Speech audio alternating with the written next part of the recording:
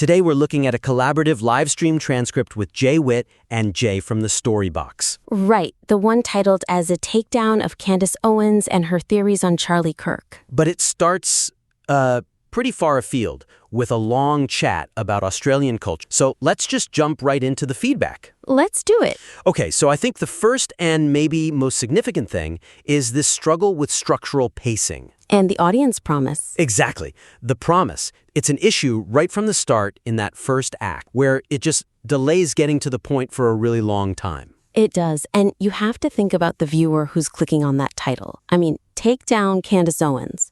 That is an aggressive title. It is. It promises a fight. It promises, a serious rebuttal of some pretty wild accusations. But what you get when you look at the transcript is, well, the first third is all banter. Completely. It's Australian wildlife, it's Vegemite, the Emu War, even a story about a bat attack. And look, to be fair, the chemistry between the hosts is great. Oh, it's excellent. That story, the Ding Batman one, it's genuinely funny stuff. It is. But if you tuned in for the political takedown, you're going to feel like you're in the wrong place. You might just click off. You'd think you stumbled into a morning radio show, not a political analysis. And the transition is just so jarring. Total whiplash. You go from talking about, killer kangaroos to assassination conspiracy theories with no bridge at all. So the suggestion here is pretty clear. I think they need to implement something like a cold open. Or just a strict time-to-topic rule. Right.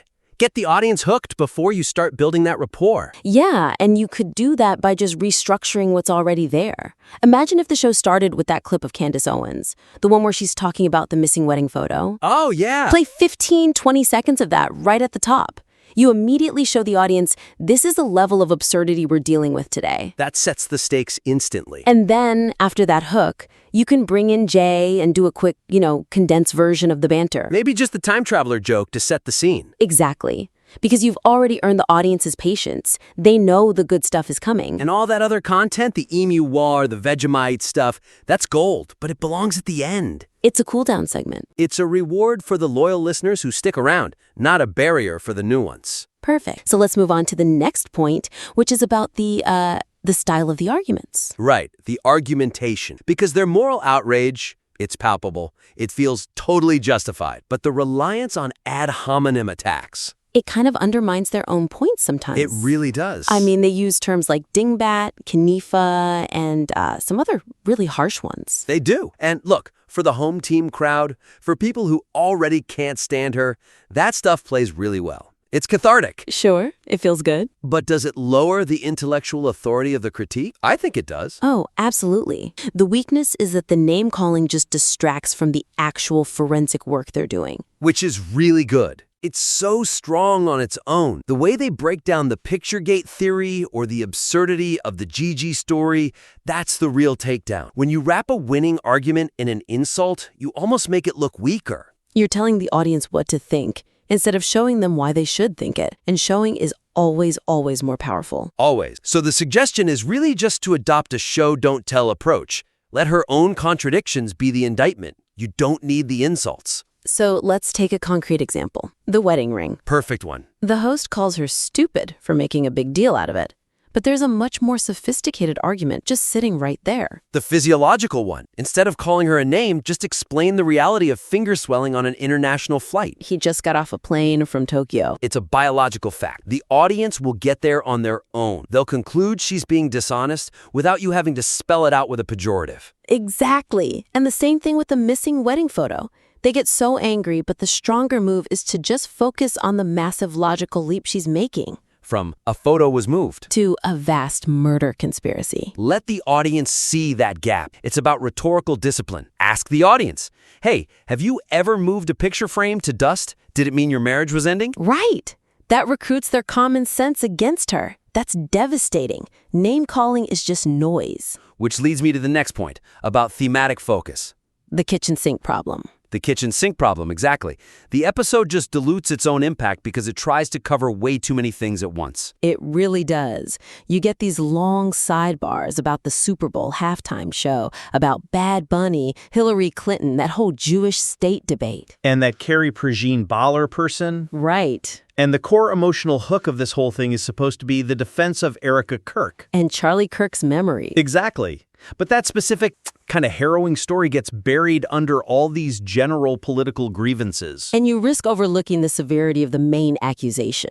When you pivot from accusing someone of, exploiting a widow to laughing about the catering at a Turning Point event, the tonal shift is just too much. It makes it all feel less serious. It feels like petty industry squabbling. So the suggestion is really about rigorous editorial trimming. Create a single-thread narrative. Yes. Follow one investigation from start to finish. And you could even split this into 2 separate episodes. If you want to talk about Bad Bunny in the halftime show, great. That's a segment on its own. But it doesn't belong in the same breath as Who Killed Charlie Kirk. Not at all. It diminishes the gravity. So, for a concrete example, that whole bit about Carrie Prejean Bowler and the anti-Semitism hearing, unless it directly ties back to the Kirk family tip line, it's got to go. It's a complete distraction. Same with the Bad Bunny segment. They spend so much time debating his viewership numbers. And it pulls the viewer out of what should be a detective story. It does. If the goal is a takedown of her conspiracy theories, then stay on the conspiracy theories. Stick to Picturegate.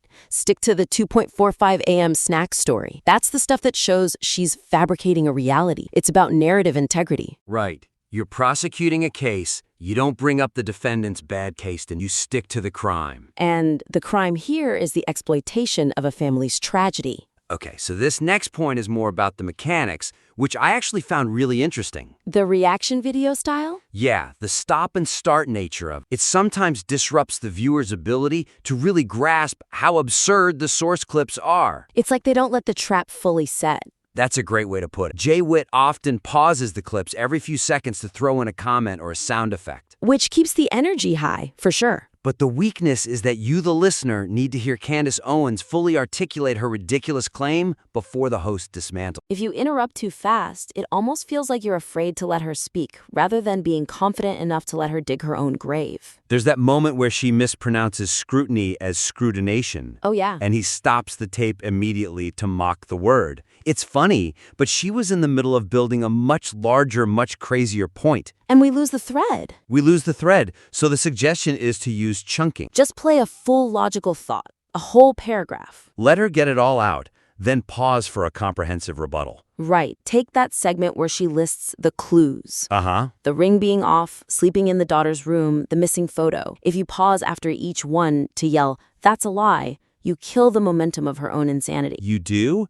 A better way, a more concrete way, would be to let her list all 3 clues uninterrupted. Let the audience sit with the cumulative weight of the absurdity. And then you pause. And then you pause, and you just methodically take them apart, one by one. Travel swelling, toddler sleep pattern, dusting a photo frame. It's so much more devastating that way. It becomes a surgical dismantling, not a shouting match. And those pronunciation errors like scrutination, you can save those for a blooper reel at the end or something. Don't derail the main point for a cheap shot. It goes back to confidence, doesn't it?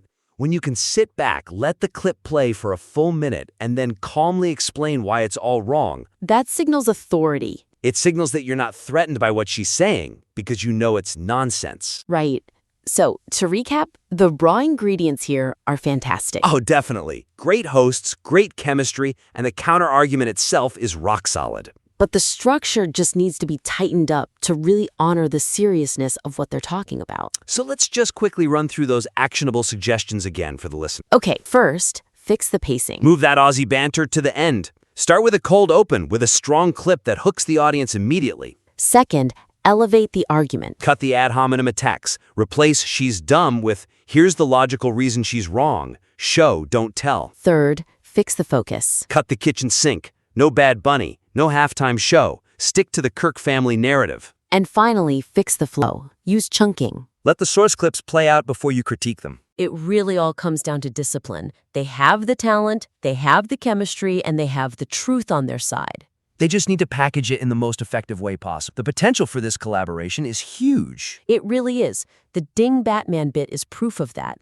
I'd watch a whole show of them just talking, but if the title says takedown, give me the takedown first. Give us the takedown. Then you can tell me about the bats. We'd invite the listener to submit their work back in again for more feedback. We would love to see how the next one is structured. Absolutely. And, maybe send some Vegemite. I'm sort of curious now. Oh, I don't know. Actually, no, don't. It sounds awful. It really does. Thank you for listening to the critique.